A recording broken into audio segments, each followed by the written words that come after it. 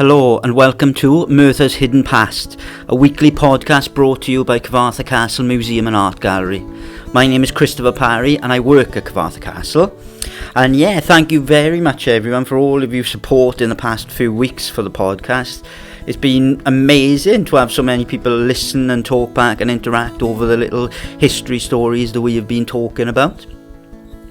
I say me, I've been whittling on about history now for a couple of weeks, but hopefully next week or the week after now I'll get a chance to speak with some of my colleagues, get into the museum and look at Merthyr's history through some objects as well, which I'm very much looking forward to do, because I'm running out of stories in my own brain. But this podcast is obviously, for those of you listening, all about Merthyr's history. But it's not just about the general history that is well known, the iron industry and everything. It's about the hidden stories. But this week, we are going to be tackling the iron industry.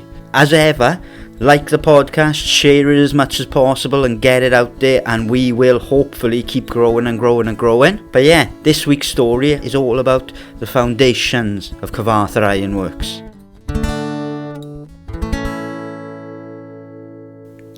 The story of Cyfarthfa Ironworks starts, like many of Merthyr's stories, with people from England coming into Wales. Mainly, they were attracted by a new type of technology.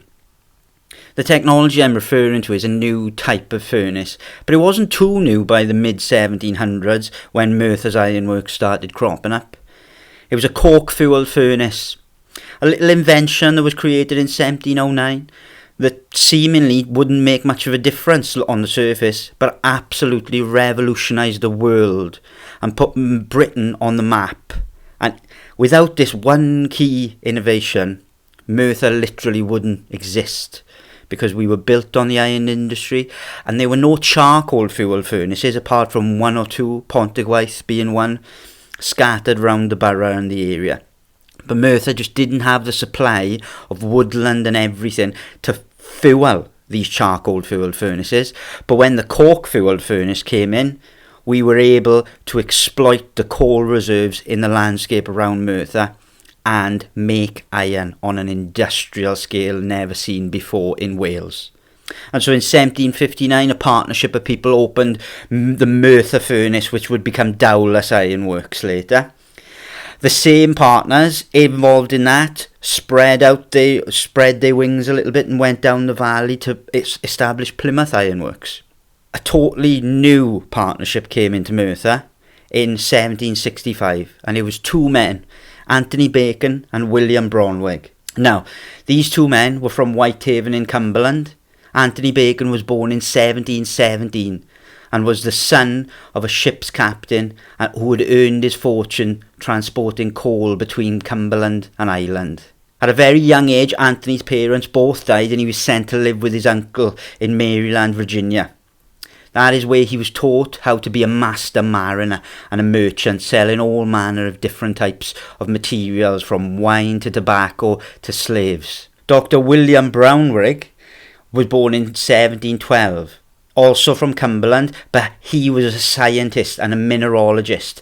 And the combination between these two people was key, because Bacon had the wealth and the merchant connections, and Brownrigg was a mineralogist and understood the best place to lay down and start an ironworks. He was also, weirdly enough, the first person to investigate poisonous gases in coal mines, which is a strange kind of claim to fame, but he's the first guy. But anyway, in 1765, those two men purchased a lease for land that would become Cyfarthfa Ironworks. It was near the river to supply water to water wheels, which would power various mechanics in the ironworks. And then it would also be situated close to the coal reserves and the ironstone and the limestone reserves. William was very much a silent partner, though. He didn't get too much involved hands-on on the ground. William's brother-in-law was heavily involved, Charles Wood.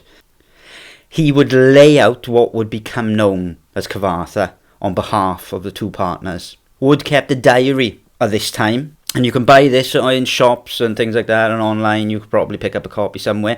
And it's quite a dry read in places if you're not really into the iron industry. But it has got a lot of interesting kind of facts and figures about this early foundation of Cyfarthfa. So that diary said also that Bacon purchased Plymouth Ironworks quite early on from Isaac Wilkinson and John Guest. Now you're probably wondering, well, why are they selling that for a start? And it's mainly because the Merthyr furnace, aka Dowlas, and the Plymouth furnaces were floundering quite a lot. They weren't earning the profits that they thought they would. They were very much a small scale business. It wasn't bringing in masses and masses of wealth to the partners. And so they sold Plymouth Ironworks on to Bacon. Wood oversaw the building of all the different aspects of Cyfarthfa, from the watercourses to the forges to the furnaces.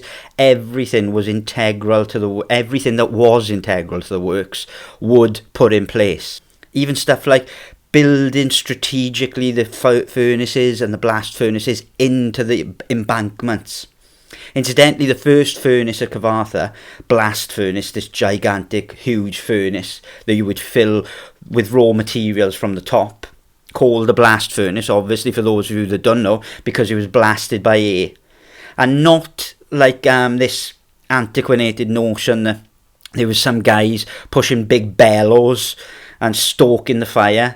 Even in Wood's diary, he says that bellows was a very old way of doing it. And to do it on this scale and to do it well and to do it right and to maximise production, you needed pistons pushing air in.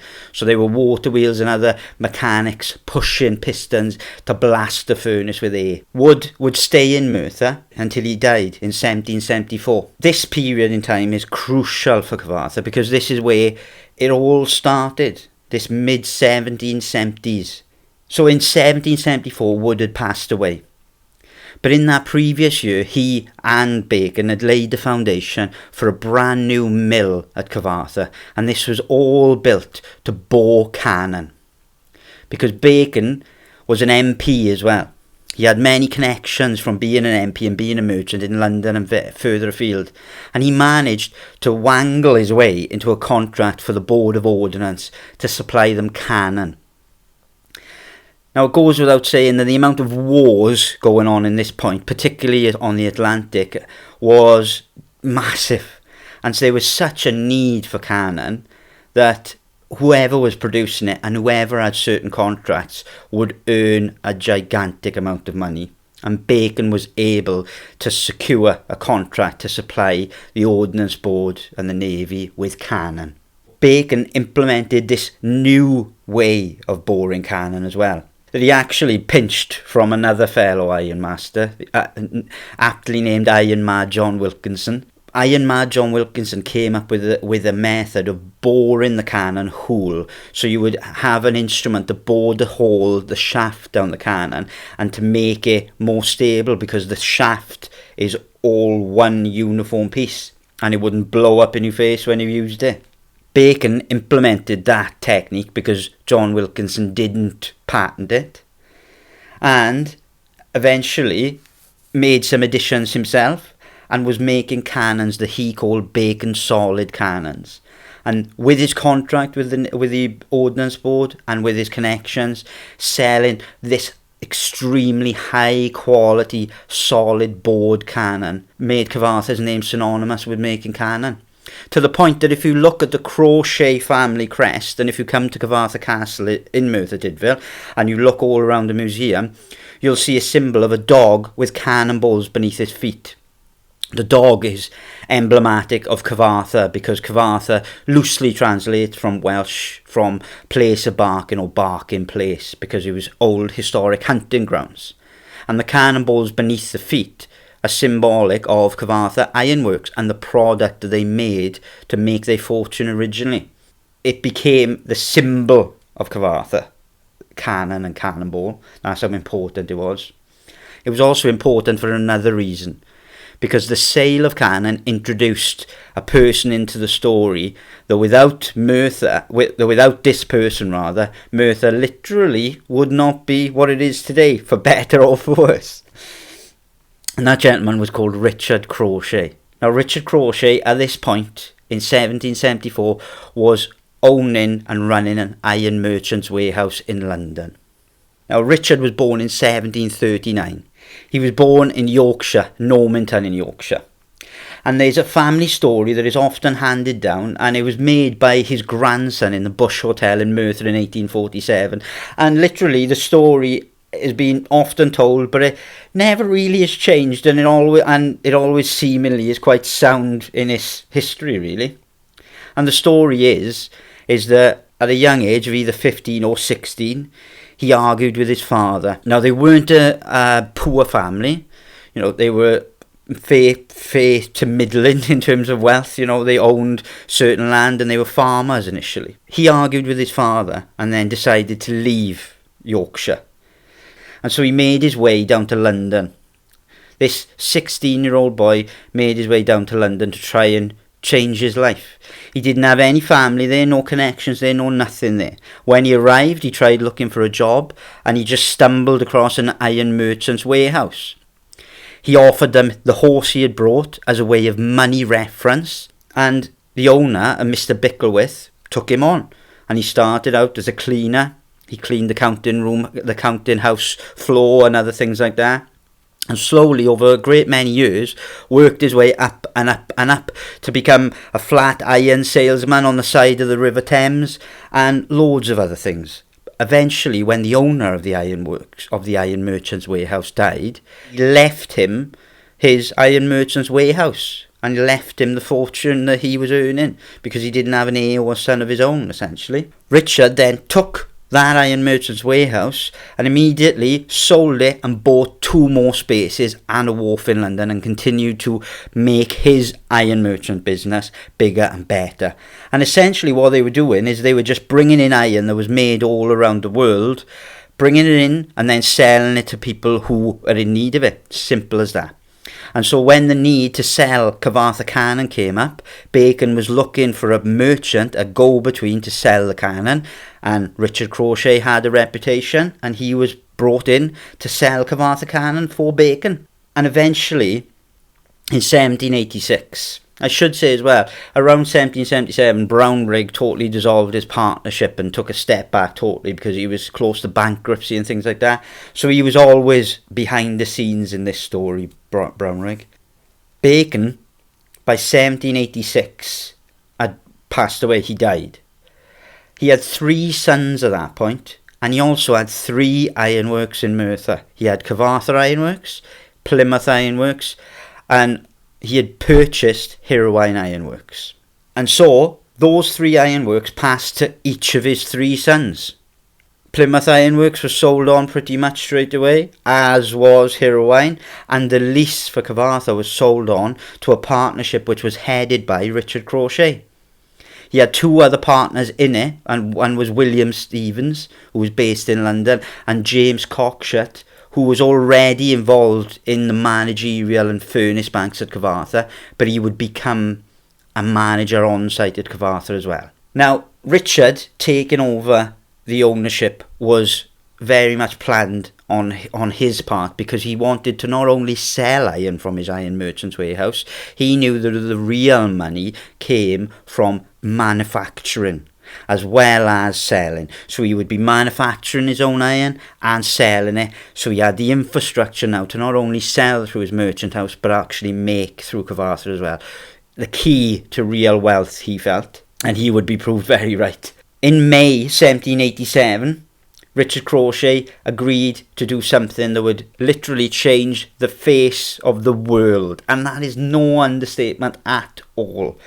In May 1787, he took on a licence of a very new and untested process that was invented by a gentleman called Henry Court. Now, this process would become known as the puddling process and even nicknamed the Welsh method of making iron. Now, it was created by Henry Court in 1783-84, but it was untested on an industrial level.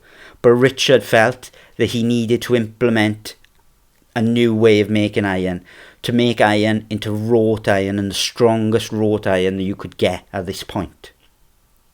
So he decided to do away with the infrastructure that Charles Woods has put in place, the potting and stamping method, and totally retool and reconstruct Cyfarthfa to now bring in this new method of processing iron, the puddling method. But this was not an easy process in the slightest. There's a published account of Richard's letterbooks for the time from around 1788 to 1797, and they all kind of tell the story of this very precarious time in Cyfarthfa's history. So Richard seems to constantly be pushing his on-site manager, James Cockshut, to implement the methods that Henry Court had brought in quicker than he was doing so. But Cockshut was feeling the strain because he was not only building extra furnaces, he was now building new types of furnaces, puddling furnaces, and even building a new mill, a rolling mill. Now the rolling mill was an integral part of Court's process, rolling the bars of iron through these custom made rollers to get all the impurities out of them even further. And the rolling mill was a nightmare to build and to construct. Not only that, he was retraining all the staff that they had in Cyfarthfa making iron. He was retraining them in a brand new way of making iron. And not only that, is the method itself was untested on this scale. So all the problems that the method brought with it, the problems that may not happen on a small scale, were now coming out and being made prominent, and they were not making sellable iron at all. To give you an indication, okay, by 1789, Richard Crawshay and the partners had invested somewhere between £20,000 and £50,000 in Cyfarthfa Ironworks, which is a phenomenally massive amount by that time. And the amount of profit they had earned since taking over Cyfarthfa was just over £800. That's it. Not even scarcely worth a mention. This whole process of changing Cyfarthfa was disastrous initially. To make matters worse, just before the rolling mill was complete, Henry Court himself went bankrupt, and his partner, and they were ruined and they become bankrupt, and they were no longer of help. They couldn't be employed to help and be consulted on the construction of anything. And so Richard Crawshay sending a letter to James Cockshut in 1789 saying, "On the rolling mill all my hope is now. For God's sake, get the mill ready." And he even wrote time and time again saying the balance sheet from all the construction work and all the staff was frightful, and he hasn't been able to sleep, and they're on the verge of bankruptcy. He literally invested everything. It got even worse for Richard, believe it or not, because the method didn't actually produce any saleable iron until 1791. So they took over the ironworks in 1786, but they didn't actually produce any iron that they could sell on the open market until 1791. By that point, Richard's two partners had left, and they were all going because they were literally, this is a fool's errand, you are not going to implement this method and you are not going to earn money from it. By December 1791, he wrote to a friend of his called William Reynolds, and he said that he had last overcome the evils of the puddling and he is now making good iron. There were many, many improvements that Richard and the staff and the workers at Cyfarthfa implemented to make the puddling process profitable. And in fact, pretty much every historian in the world agrees that the puddling method as a standalone method was not utilised and didn't become this kind of superior, all singing, all dancing method until Cyfarthfa and Richard Crawshay had got involved and actually put it on a working industrial level to work out the problems. There was tons of different problems and lots of customised equipment that they had to make this process work. Why that's a world-changing thing is that every single ironworks in the entire world would implement this method in the years after. So by 1792, Richard had moved to Merthyr to live, and his main residence was in Cyfarthfa House, which was situated on the ironworks site, in amongst all the rubble and smoke and noise. One person actually came to visit him at his house, and he was overwhelmed by the sound of hammers and the light and the smoke and the environment that he was walking into, and he said, "How can you live in this?" And Richard kind of replied, "How can I not?" He absolutely adored it. Benjamin Malkin, a person who was very knowledgeable on the iron industry, is the person who who first put into print the Cyfarthfa was probably the largest in the world. It appeared in 1804. He said Mr. Crawshay's Ironworks of Cyfarthfa are now by far the largest in this kingdom, meaning Britain, and possibly indeed the largest in Europe, and in that case, as far as we know, the largest in the world. By 1804, Crawshay had built 6 furnaces and 2 rolling mills. Now those 6 furnaces are counting 2 unemployed, which were built because they couldn't fit in any more on the Cyfarthfa site at that point. And incidentally, the 2 unemployed were built as kind of in a partnership with Watkin George, who in previous years had constructed this gigantic water wheel, which again was another signal the Cyfarthfa was trying to implement brand new and high-end technology to improve manufacture. It built this massive cast iron water wheel, 50 foot in height, 25 tons worth of water per minute flowing over it, pumping the pistons, pushing air into those 4 blast furnaces and other places in the ironworks, pushing technology to the boundaries and earning money from it. You know, he could have quite happily just continued selling things and continued doing things as normal. He said if he lives long enough, there'll still be yet even more improvements. He was still investing heavily in Cyfarthfa. It was even the job of one guy, believe it or not, to ride the iron wheel and put grease on the gudgeons and the other parts that get hot when it's going so fast. So yeah, that's a good job. He employed over 4,000 people by 1797 in Merthyr. Now the population of Merthyr was the largest populated parish in Wales at that point, and its population was just over 7,700. 4,000 of those people were employed at Cyfarthfa. Literally, without that success at the start, Merthyr wouldn't exist today. Without that foundation of people coming in and being employed at Cyfarthfa, Merthyr would not exist on any level at all, really. And all the competitors would not reach Cyfarthfa's heights for many years to come. In fact, the next ironworks that would reach even close to what Cyfarthfa had done would be Pendarran. I think probably the best indication of Richard's success as a capitalist in Merthyr and as a businessman in Merthyr is the fortune he left behind. He died in 1810 and he left behind a fortune of £1.5 million. £1.5 million in 1810, which is a phenomenal amount of money. You're talking hundreds of millions, if not a billion or more by today's standards. It brings us to the end, that does, of Richard's story at Cyfarthfa. But obviously Cyfarthfa went on and on in many, many different ways and shapes and forms. But I hope that has given you an indication of why Cyfarthfa is important to Merthyr's history. I hope you've enjoyed this week's episode anyway. I danced around the iron industry long enough and I thought I'd tackle it head on for once anyway. So hopefully you've enjoyed and hopefully you've learned something that was hidden before about Cyfarthfa's past. And if you do, and if you have, please comment below either on Facebook or on SoundCloud or wherever you picked up this podcast. And certainly give us a like, follow us on SoundCloud and on Facebook, and go to cyfarthfa.com to find out more different things. And yeah, hopefully you've enjoyed, and I will be back next week with another story from Merthyr's hidden past. Thank you very much.